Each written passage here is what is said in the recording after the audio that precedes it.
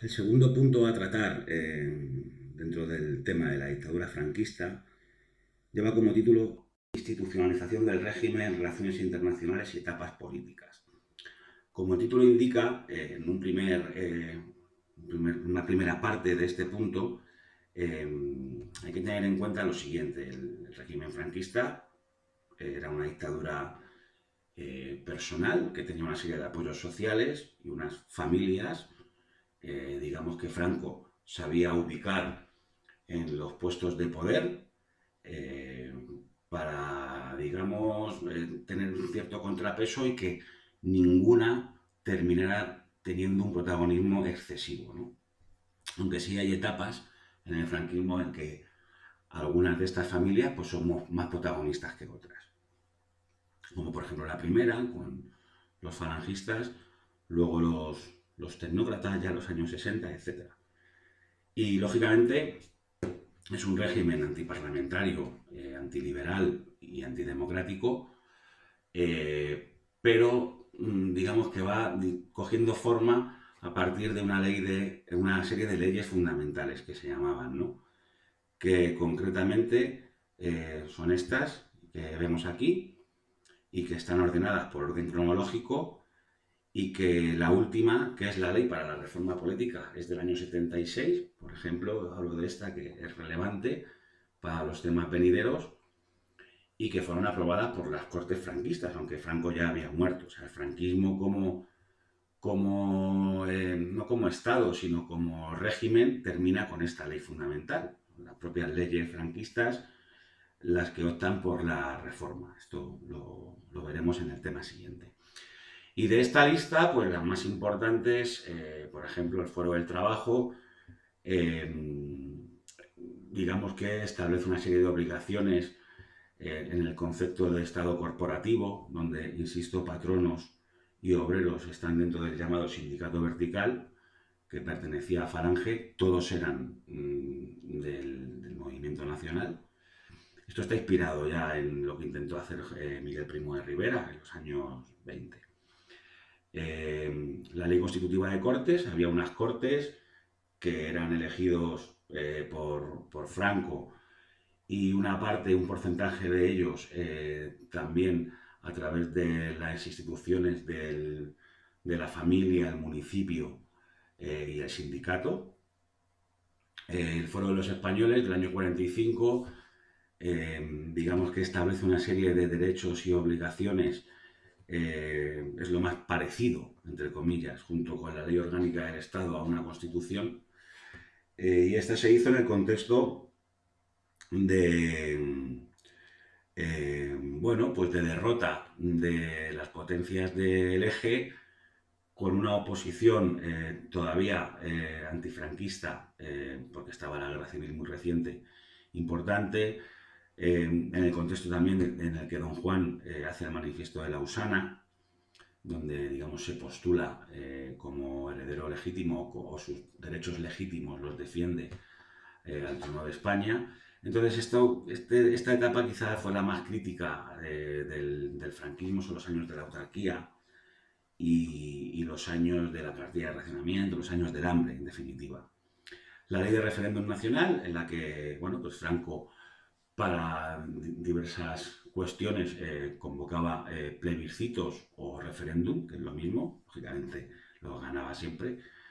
Eh, la ley de sucesión en la jefatura del Estado es quizá de las más importantes, porque en esta ley España se declara o se autoproclama o se la califica como reino, por tanto, y que lógicamente Franco es el que tiene la última palabra a la hora de elegir sucesor, que como vemos aquí elegirá a Juan Carlos, ahora hablaremos de ello.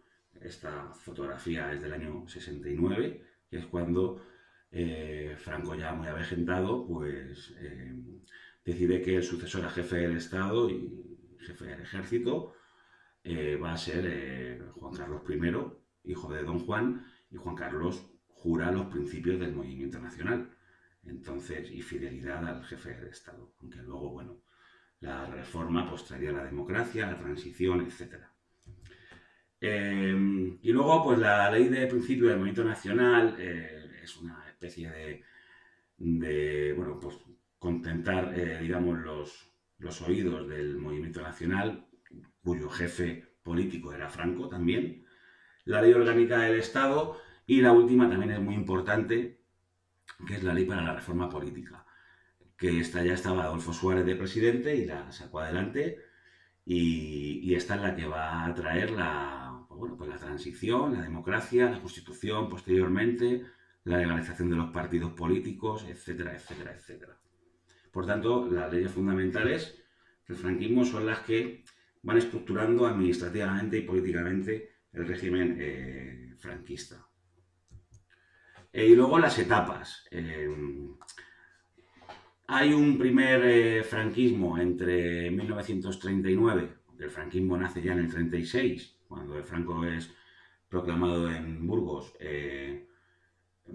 la Junta de Defensa jefe del Estado, el 1 de octubre del 36, mando único, hasta el año 59. Ese digamos que sería el primer franquismo. Y luego del 59 al 69, o algunos libros de texto hasta el 73 lo llevan, sería el segundo franquismo y la crisis ya de 73 al 75. Bueno, hay varias clasificaciones cronológicas del franquismo.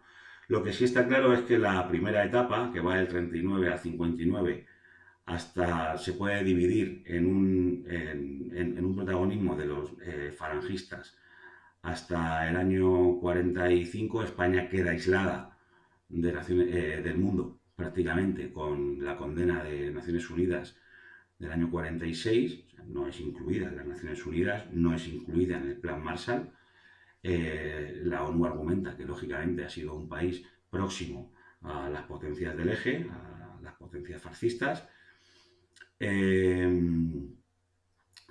aunque España envió a la División Azul a la Segunda Guerra Mundial, pero luego ya a partir de los años 50 y sobre todo a partir del año 53, con los acuerdos con Estados Unidos, el nuevo concordato con la Santa Sede, pues España empieza a salir del aislamiento, ingresa en la ONU en el año 55 y ya digamos que ha virado desde un discurso pro-fascista a un discurso de defensa de los valores católicos y de lucha contra el comunismo, por tanto aliada de los Estados Unidos.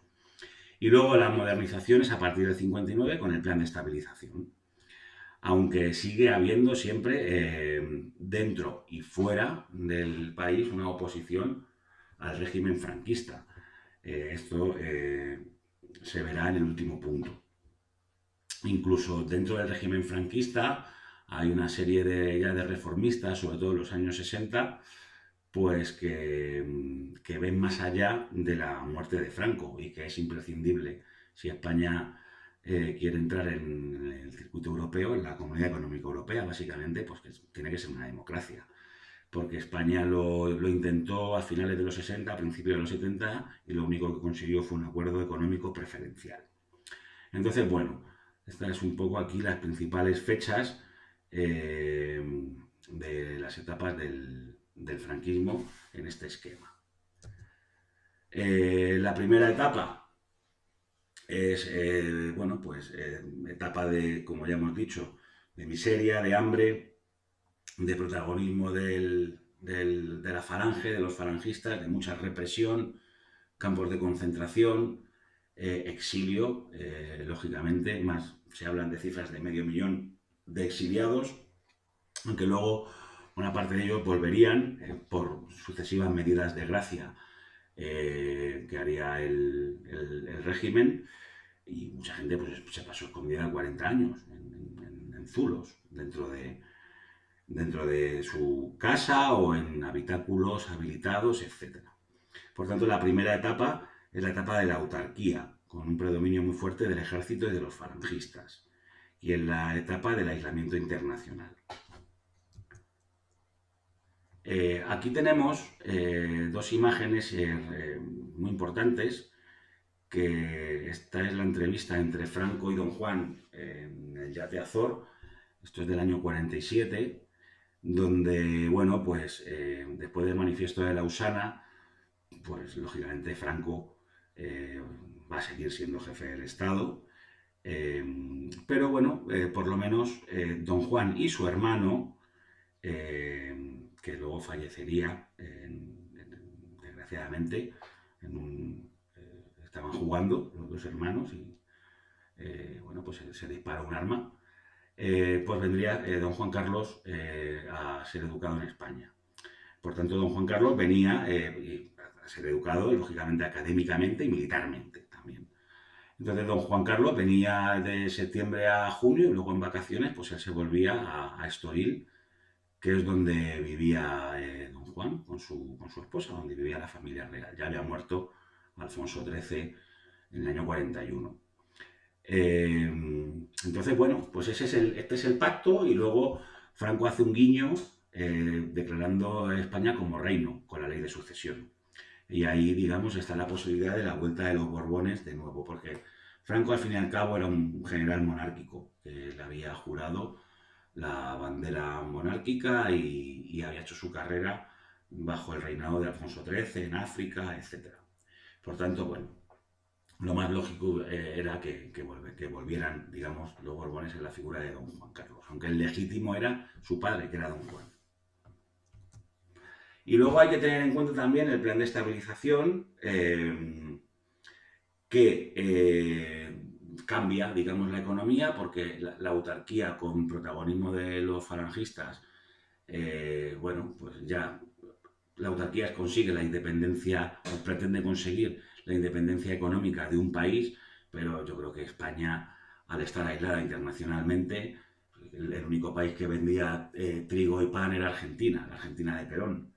Entonces, con esas premisas, pues había que aguantar y había que ir hacia una autarquía que era pues, que pues, la población pasaba hambre y estaba la cartilla de racionamiento hasta el año 52. Estuvo en España.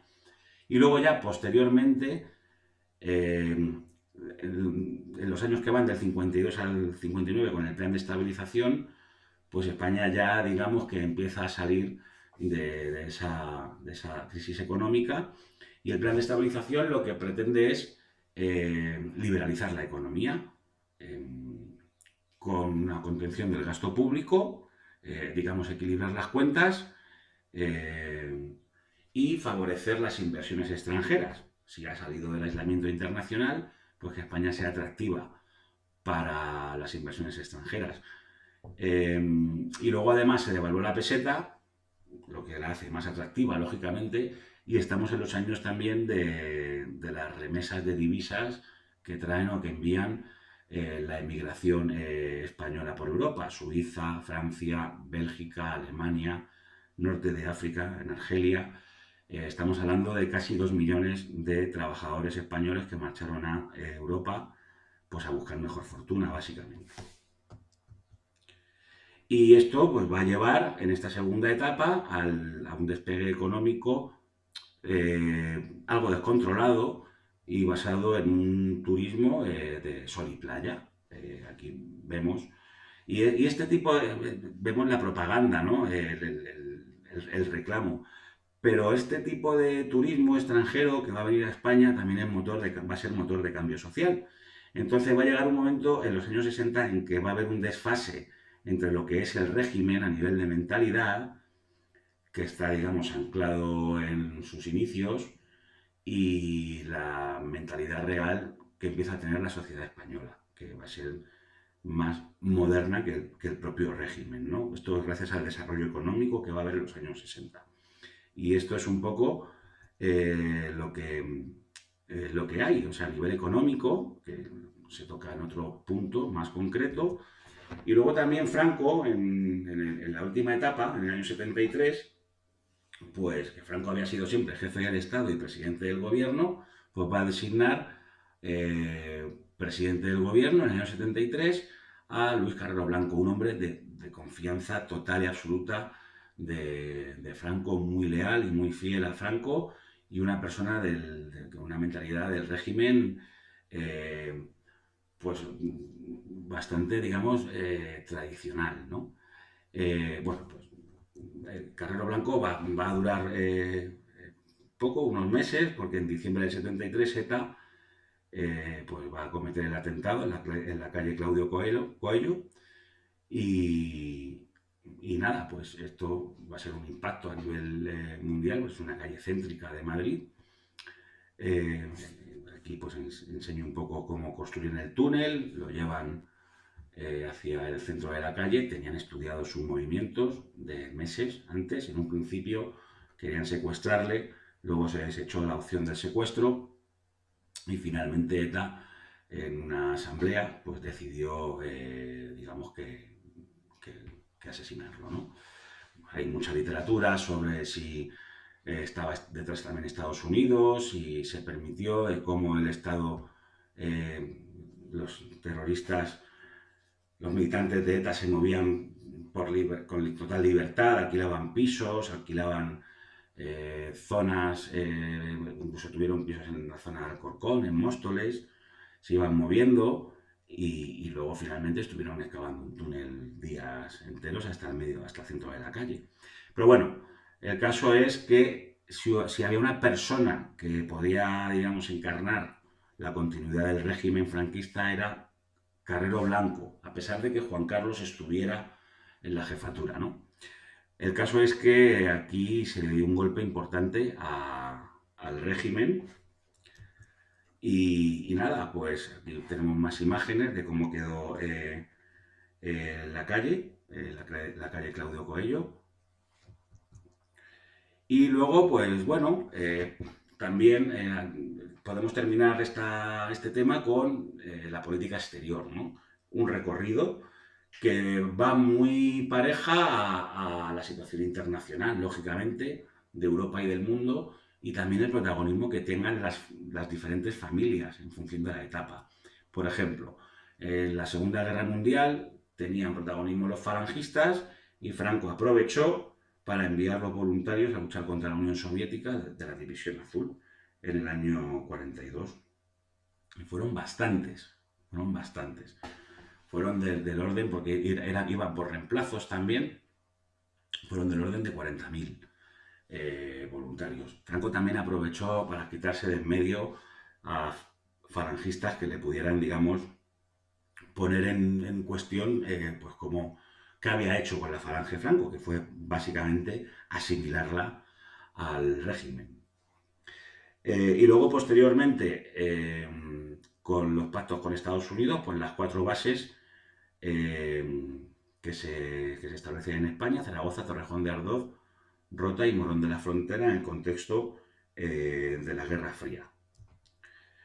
Y luego también a nivel de política internacional hay que destacar la independencia de Marruecos en el año 56, pactada entre Francia y España, pero ya con Franco en la cama, moribundo, la marcha, bueno, la de Guinea Ecuatorial, perdón, también en el año 68, pero hay que destacar la Marcha Verde, que es básicamente que España abandona el Sahara y es ocupado por Marruecos, con la Marcha Verde de Marruecos. Y esto va a crear un conflicto hasta hoy en día con la cuestión del derecho de autodeterminación del pueblo saharaui. España se marchó de ahí, se desentendió de la zona y luego pues los conflictos que ha habido entre el Estado marroquí y la región con el Frente Polisario, etc. Y esto sería lo último de esta cuestión.